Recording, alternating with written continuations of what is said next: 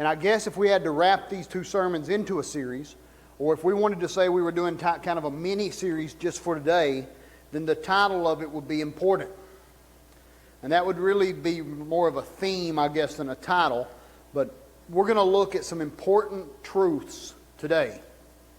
You know, the word important, just in itself, it has a great definition. But it has to do with priority a lot of time. Kind of like when Jesus was on his way to heal a sick girl. This man who was a leader in the synagogue, so by society's term, because he was a leader in the synagogue at that time, he was a man of importance. He was named Jairus. And he came to Jesus and he said, "Listen, my little girl is sick. Will you come heal her?" And Jesus said, "Sure, I'd love to." But then along the way, something else happened. And Jesus was going to the house. And there's this crowd of people going with him because they all wanted to go and they wanted to see the miracle. And this lady, who isn't even given a name. You say, well, why? Well, probably because she wasn't important. Especially during that time, she was a woman. And at that time, they were a second-class citizen. So she's not even given a name because she was not of importance. But she was sick, and she determined that if she could get close enough to Jesus, just to touch him, she will be healed. So she fights through the crowd, and sure enough, she gets close enough, and she reaches out and she touches Jesus, and Jesus stops.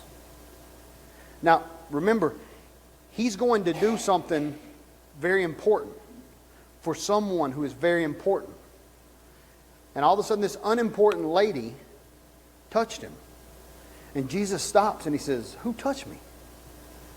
And his disciples are like, "Are you kidding me? There's hundreds of people around us. What do you mean, who touched you? Everyone's bumping into everybody." He says, "Come on, we got to get on to this miracle." And Jesus is like, "Hold on. Someone touched me." And this lady comes to him and she falls at his feet and she tells him his situation, and he takes time and he heals her. And then he gets up and they're getting ready to start back to Jairus' house so that Jesus can go and heal his daughter. And someone comes up and he says, "Listen, just don't worry about it. The daughter's already passed. Too late. You didn't come in time. You got distracted." And what it appears is that Jesus let this unimportant thing take precedent. And now it's too late to go and do the important thing that he was about to go do. It appears that his priorities got mixed up. But Jesus turns to the man, he turns to Jairus and he says, "Don't be afraid. Just believe." Because although the girl had died, that didn't stop Jesus, because he not only heals, Jesus is the giver of life. And he went and he raised the girl from the dead.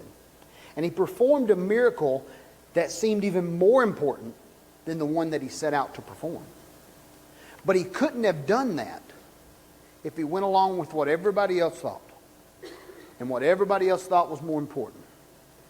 Because you see, Jesus sometimes upsets our priorities and what we think is important, and he shows us his power and his presence in our lives.